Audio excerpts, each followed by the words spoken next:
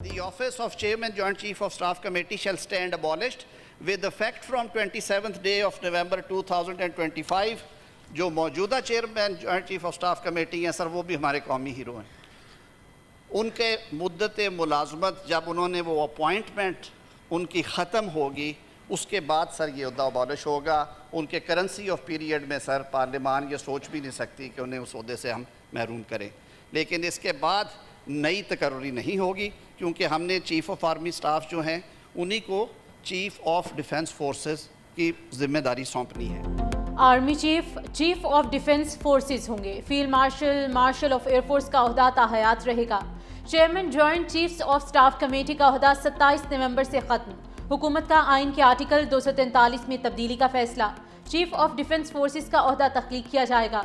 वज़ीर आज़म chief of defence forces की मुशावरत से नेशनल स्ट्रेटेजिक कमांड का कमांडर मुकर्रर करेंगे। सदर मुमलिकत वज़ीर आज़म की सिफारिश पर तीनों मुसल्लह अफ़वाज के सरबराह की तैनाती करेंगे।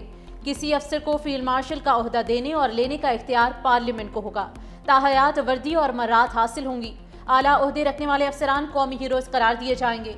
आला ओहदे रखने वाले अफसरान आर्टिकल 47 के तहत हटाए जा सकेंगे। आर्टिकल 248 के तहत सदर को हासिल इस्तिस्ना फौजी ओहदों पर भी लागू होगा।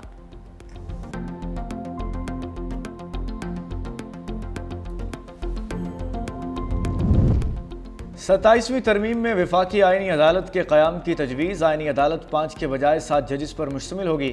चीफ जस्टिस वफाकी आइनी अदालत की मुद्दत मुलाजमत 3 साल मुकर्रर। वफाकी आइनी अदालत के जज 68 बरस की उम्र में रिटायर्ड होंगे। आइनी अदालत को वफाक और सूबों के दरमियान तनाज़ात सुनने का इख्तियार होगा। सुप्रीम कोर्ट से आइनी इख्तियारात वापस लेकर वफाकी आइनी अदालत को दिए जाएंगे। वफाकी आइनी अदालत आइन की तशरीह और आइनी तनाज़ात के फैसले करेगी। आइनी अदालत के फैसले मुल्क की तमाम अदालतों पर लाजिम होंगे। सुप्रीम कोर्ट के फैसले का इत्तलाक आइनी अदालत पर नहीं होगा। आइन का आर्टिकल 184 ख़त्म करके अज़ खुद नोटिस का इख्तियार ख़त्म कर दिया गया। सुप्रीम कोर्ट सिर्फ अपीलों और अमूमी मुकदमात में अदालत में रहेगी। वफाकी आइनी अदालत और सुप्रीम कोर्ट के फैसले एक दूसरे पर लाजिम नहीं होंगे।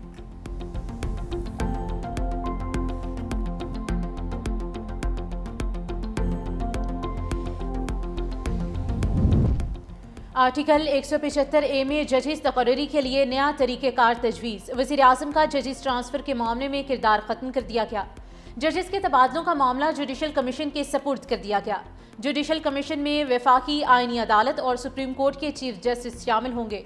जजेस तबादले की सूरत में आने वाले जज की सीनियरिटी बतौर जज पहली तकर्री से शुमार होगी। ट्रांसफ़र होने वाला जज दूसरी अदालत के चीफ जस्टिस से सीनियर नहीं होगा।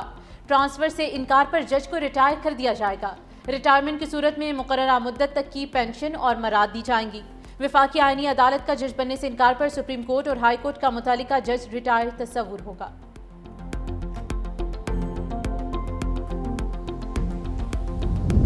सुप्रीम जुडिशल काउंसिल की असर नौ तश्कील की तजवीज़। चीफ जस्टिस वफाकी आइनी अदालत, चीफ जस्टिस सुप्रीम कोर्ट भी सुप्रीम जुडिशल काउंसिल का हिस्सा होंगे।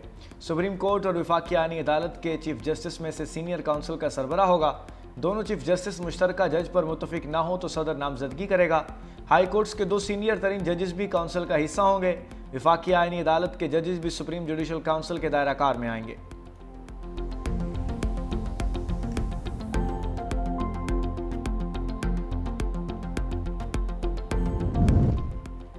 वफाकी काबीना की मंजूरी के बाद 27वीं आइनी तरमीम का मुसविदा सेनेट में पेश। तरमीम का मुसविदा वज़ीर कानून आज़म नज़ीर तारड़ ने पेश किया। चेयरमैन सेनेट ने बिल कानून इंसाफ की मुश्तरका कायमा कमेटी के सपुर्द कर दिया। कहा कमेटी से आइनी बिल का मुसविदा बेहतर होकर दोबारा सेनेट में आएगा। अज़ खुद नोटिस का इख्तियार ख़त्म किया ताकि कोई चीफ जस्टिस वज़ीर आज़म को घर ना भेजे। शख्सियात नहीं, मुल्क के लिए तरामीम की जाती हैं। सूबाई काबीना का हजम 11% से बढ़ाकर 13% कर दिया गया। वज़ीर आज़म को 5 के बजाय 7 मुशीरों की तकर्री का इख्तियार होगा। आर्टिकल 130 में तरमीम। वज़राए आला के मुशीरों की तादाद में भी इजाफा होगा। नायब वज़ीर आज़म वज़ीर ख़ज़ाना इसाक डार ने कहा कि आइनी तरमीम पर सबको बहस का मौका मिलना चाहिए।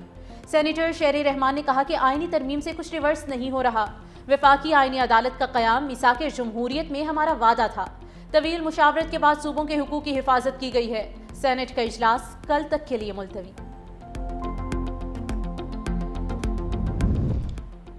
सेनेट और कौमी असम्बली की कायमा कमेटी बराए कानून और इंसाफ का मुश्तरका इजलास की सदारत फ़रूक एच नाइक कर रहे हैं। 27वीं आईनी तरमीम के मुसव्वदे पर गौर। सदर के बाद वज़ीर आज़म को भी फौजदारी मुकदमात से इस्तिस्ना की तरमीम पेश। आइन के आर्टिकल 248 में सदर के साथ लफ्ज़ वज़ीर आज़म भी शामिल कर लिया जाएगा। वज़ीर आज़म के खिलाफ भी दौरान मुद्दत फौजदारी मुकदमात में कार्रवाई नहीं हो सकेगी। JUI ने सेनेट और कौमी असम्बली की कायमा कमेटी बराए कानून और इंसाफ की मुश्तरका कमेटी का बायकॉट कर दिया।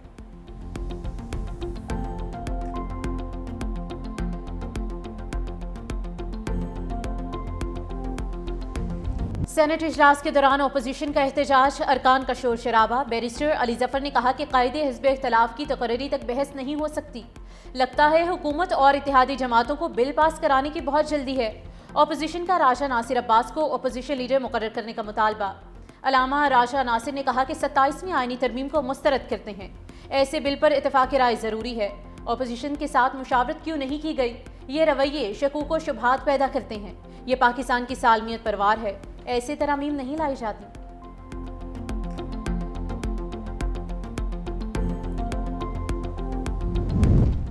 वफाकी कबीना ने 27वीं तरमीम के मुसव्वदे की मंजूरी दे दी। वज़ीर आज़म शहबाज शरीफ ने बाकू से कबीना इजलास की वीडियो लिंक पर सदारत की। वज़ीर आज़म का 27वीं तरमीम के मुसव्वदे की मंजूरी पर सदर मुमलिकत और इत्तेहादी जमातों के सरबराहान से इजहार तशक्कुर। कहा, वफाक के सूबों के साथ रिश्ते की मजबूती और मुल्क के वसी मफाद में 27वीं आईनी तरमीम के लिए सब ने मिलकर कोशिश की।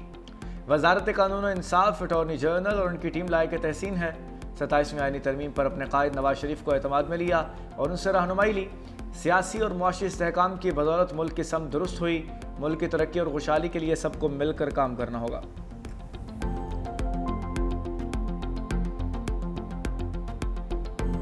और लोकल गवर्नमेंट का निज़ाम हम चाहते हैं। हमने अपनी तरमीम, आपको याद होगा आइन की, पिछले साल जब 26वीं आईनी तरमीम पास हुई थी तो उसके फ़ौरन बाद हमने जमा कराई। मौजूद है ड्राफ्ट हमारा पूरा का पूरा और पार्लियामेंट का हिस्सा है, उसको दोबारा यहाँ पर प्रेजेंट। हम लोकल गवर्नमेंट का निज़ाम चाहते हैं। मुत्तहिदा ने अपनी तरामीम 26वीं आईनी तरमीम के वक्त ही जमा करा दी थी। MKM पाकिस्तान के रहनुमा फैसल सब्जवारी की पार्लियामेंट में मीडिया से गुफ्तगू। कहा, हमारा ड्राफ्ट और बिल पहले से ही मौजूद है। 27वीं आईनी तरमीम के साथ 28वीं तरमीम क्यों ना पेश की जाए? असल बात तरमीम का ऐवान में पेश होना है।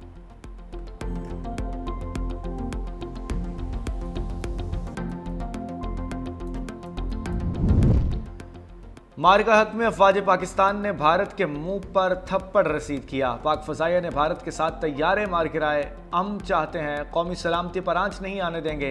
वज़ीर आज़म शहबाज शरीफ का आज़रबाईजान के यौम फतह के हवाले से तकरीब से खिताब।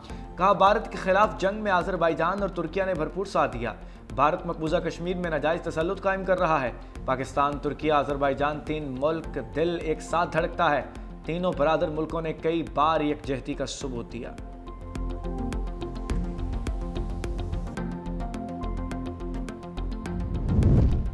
आज़रबाईजान में यौम फतह की तकरीब। JF-17 थंडर ने फ्लाई पास्ट किया। वज़ीर आज़म शहबाज शरीफ, सर तुर्की रजब तैयब उर्दवान की खुसूसी शिरकत की गई।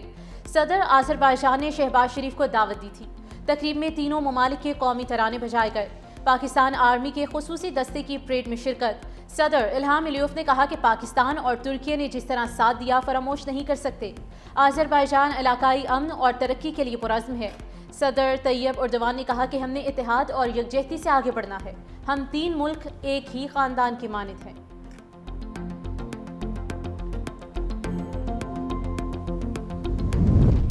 सिंध के सीनियर वजीर शजील इनाम मेमन की जानिब से पीपल्स पार्टी के सेंट्रल एग्जीक्यूटिव कमेटी के मेंबरान के एजाज़ में जोहराना। पार्टी के तंजीमी अमूर, मुल्क की सियासी सूरत हाल और आइंदा की हिकमत अमली पर तफसीली तबादला ख्याल। शजील इनाम मेमन ने शुरा को सिंध में जारी तरक्याती मनसूबों से आगाह किया। उन्होंने peoples bus service, EV bus service, Sindh peoples housing foundation और थर के तवानाई और तरक्याती मनसूबों से मुतालिक ब्रीफ किया। कहा, मौजूदा सियासी चैलेंजेस के बावजूद पीपल्स पार्टी विफाक की अलामत के तौर पर अपना फाल और तामीरी किरदार अदा करती रहेगी।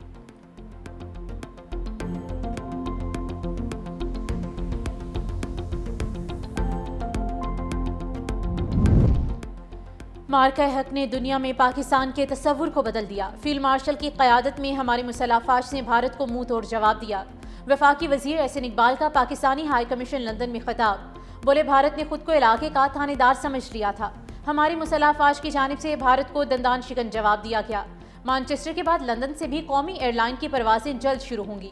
कैम्ब्रिज यूनिवर्सिटी के साथ मुआहदे के सबब जदीद टेक्नोलॉजी पाकिस्तान मुंतकिल होगी। एहसन इकबाल ने पाकिस्तान हाई कमीशन में बिजनेस कम्युनिटी से मुलाकात भी की।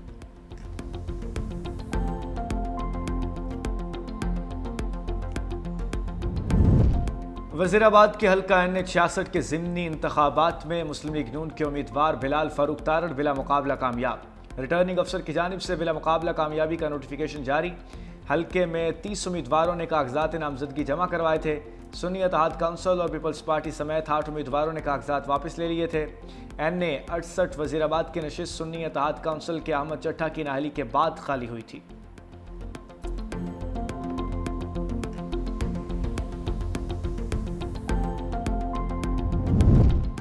एयरक्राफ्ट इंजीनियर्स की हड़ताल का 5वां रोज। कौमी एयरलाइन की 5 परवाजें मनसूख।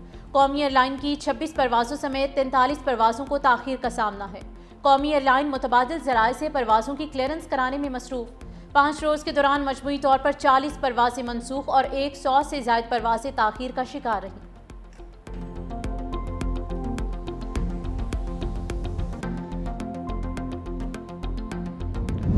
तुर्किया ने गजा में नस्लकुशी पर इस्राएली वज़ीर-ए-आज़म नेतन्याहू के वारंट गिरफ्तारी जारी कर दिए। इस्तांबुल के प्रोसिक्यूटर के मुताबिक इस्राएली वज़ीर दिफा, कौमी सलामती के वज़ीर और सेहूनी फ़ौज के सरबराह समेत 37 ओहदेदारों के वारंट गिरफ्तारी जारी किए गए। बयान में कहा गया कि इस्राएल हुकाम ने गजा में मुनज़्ज़म तौर पर इंसानियत के खिलाफ जराइम किए।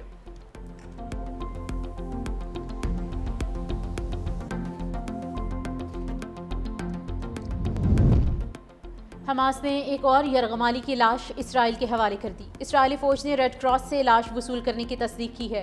इसराइली मीडिया के मुताबिक लाश को शनाख्त के लिए फोरेंसिक इंस्टीट्यूट मुंतकिल कर दिया गया है। लाश की शनाख्त होने के बाद घर वालों से राब्ता किया जाएगा। इसराइली फौज का जनूबी लेबनान में एक बार फिर फजाई हमला। एक गाड़ी को निशाना बनाते हुए 2 भाइयों को शहीद कर दिया गया। लेबनानी हुकूमत के मुताबिक इसराइल मुसलसल सीज़ फायर की खिलाफ वर्जियाँ कर रहा है। आलमी बरादरी इस बात का नोटिस ले।